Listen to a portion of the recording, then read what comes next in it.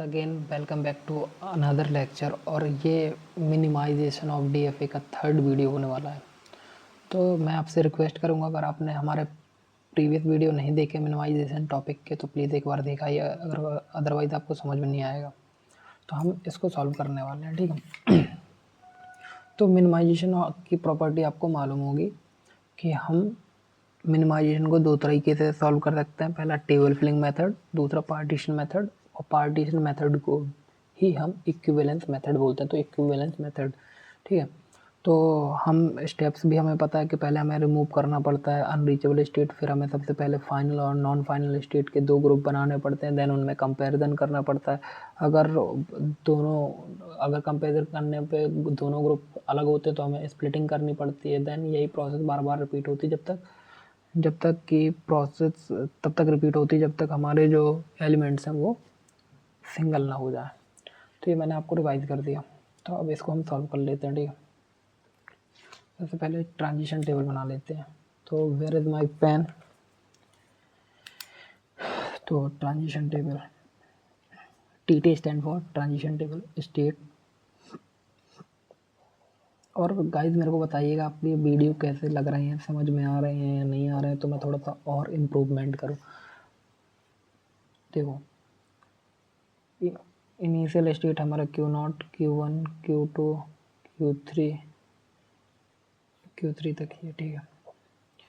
ए के लिए हम Q1 पे जा रहे हैं, बी के लिए हम Q0 पे ही रह रहे हैं, Q1 बी के लिए Q1 पे ही रह रहे हैं, ए के लिए हम Q2 में जा रहे हैं, Q2 हमारा ए पे आ रहा है और Q2 में ही रह रहा है, Q3 हमारा 1 पे जा रहा है और 2 पे जा रहा है, ठीक है। तो हमारा Q1 और Q2 हमारे फाइनल स्टेट है। अब हमको सबसे पहले क्या चेक करना है, अनरीचेबल स्टेट। अनरीचेबल, तो अनरीचेबल स्टेट हम कहाँ से चेक करेंगे, ये इनिशियल से। तो हमारा Q1 रीच कर सकते हैं, Q1 से Q2 रीच कर सकते हैं, बट गाइस हम Q3 को रीच नहीं कर सकते, दैट्स वाई इसको हम हटा देंगे। It is a unreachable state, क्योंकि ये ओनली आउट डिग्री रिप्रेजेंट कर रहा है, इसमें कोई भी इनपुट नहीं आ रहा है जो कि हम इनिशियल से पहुंच सकें, दैट्स वाई हम इसको रिमूव कर देंगे। तो हमारा जो अनरीचेबल स्टेट है वो कौन सा है, Q3। तो हम यहाँ से भी इसको हटा देंगे, this is a unreachable state. ये हमारा अनरीचेबल स्टेट। बाकी प्रोसेस सेम है, अब सॉल्व करते हैं। सबसे पहले आता है अब क्या, 5 0। मिनिमाइजेशन कर रहे हैं तो 5 0 बनता है। अब यहाँ पे नॉन फाइनल हमारा Q0 बस है और दो हमारे फाइनल है, Q1 और Q2, ठीक है। Q0 और Q2। तो Q1 पे हम जाएंगे तो Q0 हमारा रहेगा और हम इनमें Q1 से Q2 में Q1 से Q2 में कंपैरिजन परफॉर्म करेंगे, Q1 से Q2 में। तो देखते हैं, 1 के लिए 2 और 1 दोनों मिल रहे हैं, 2 1 मिल रहा है, तो दोनों मिल रहे हैं एक सेट पे। और यहाँ पे बी पे भी 2 1 सेट मिल रहा है, तो ये हमें सेम रिपीट हो गया है, दैट्स वाई हम अब इसके आगे नहीं करेंगे, क्योंकि ये हमें रिपीट होता रहेगा, क्योंकि ये Q1 और Q2 both are equal state, that's why Q1 and Q2। अगर कंपेरिजन होना होता तो अभी ही अलग आ जाता, तो ये स्प्लिटिंग हो जाती। अब हम इनको सॉल्व करेंगे, और सॉल्व करने के लिए अब हम इसके लिए ट्रांजिशन टेबल भी बना सकते हैं, बट मैं आपको एक सिंपल मेथड या सिंपल ट्रिक से समझाने की कोशिश करूँगा, दैट्स वाई आपको बहुत अच्छे समझ में आ जाएगा। तो आपको क्या करना है कि जो हमारा Q0 स्टेट है इसको ऐसा लिख लेना है, और Q1 और Q2 स्टेट को ऐसा लिख लेना है, ठीक है। ये हमारा इनिशियल स्टेट हो जाए, ये हमारा फाइनल स्टेट है, क्योंकि both are final, that's why we can, that's why अपन ने इनको फाइनल स्टेट मार्क किया, ठीक है।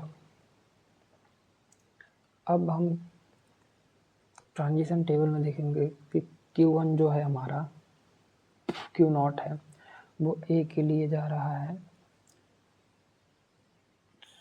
1 पे, और बी पे खुद सेल्फ लूप कर रहा है बी पे, ठीक है। और जो हमारा Q0 है, सॉरी Q1 है, Q1 है, Q1 ए के लिए ये इनमें सेल्फ लूप लग जाएगा ए और बी का। That's is our minimization of D F. ये हमारा मिनिमाइजेशन हो गया है। अगर आपको समझ में नहीं आया तो मैं एक बार फिर से कोशिश करता हूँ।